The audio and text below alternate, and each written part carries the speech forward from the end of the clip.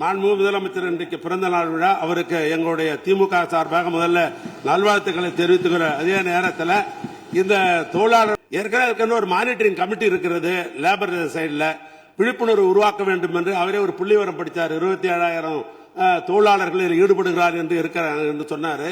எனவே இந்த 27,000 தொழிலாளர்களுக்கும் முதலாளிகளுக்கும் ஒரு விழிப்புணர்வு உருவாக்குவதன் மூலமாகத்தான் இது கட்டுப்படுத்த முடியும். ஏன்னா ஒரு அரசாங்கம் எல்லா இடத்திலையும் தனியார் இடத்திலாம் போய் பார்க்க முடியாது. விழிப்புணர்வு உருவாக்க வேண்டும்.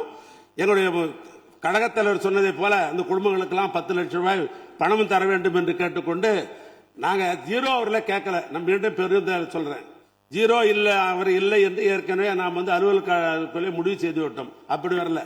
சில நேரங்களில் தமிழ்நாட்டில் நாம் எதிர்பாராத விபத்துகள் நடந்துவிடும். நம்ம யாருமே எதிர்பார்க்க மாட்டோம், ஆனால் நடந்துடும்.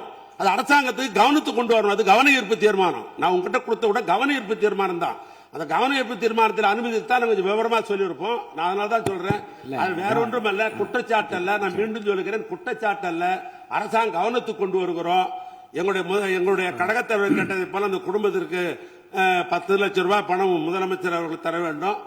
மீண்டும் சொல்லுகிறேன், எங்களுடைய தலைவர், எங்களுடைய சட்டமன்ற உறுப்பினர் அத்தனை பேரும் சார்பாக மாண்புமிகு முதலமைச்சர் இன்றைக்கு பிறந்த நாள் விழா. அவருக்கு எங்களுடைய திமுக சார்பாக முதல்ல நல்வாழ்த்துக்களை தெரிவித்துக்கிற அதே நேரத்தில் இந்த தொழிலாளர் குடும்பங்களுக்கெல்லாம் பாதிக்கப்பட்ட குடும்பங்களுக்கு ஒரு 5 லட்சம் ரூபாயும், இறந்த குடும்பங்களுக்கு 10 லட்சம் ரூபாய் பணமும் முதலமைச்சர் அறிவிக்க வேண்டும் என்று திராவிட முன்னேற்ற கழகத்தின் சார்பாக பிளே ஸ்டோர் மற்றும் ஆப் ஸ்டோரில் இருந்து பாலிமர் செயலியை QR கோடு மூலம் பதிவிறக்கம் செய்யுங்கள். செய்திகளை உடனுக்குடன் பெறுங்கள்.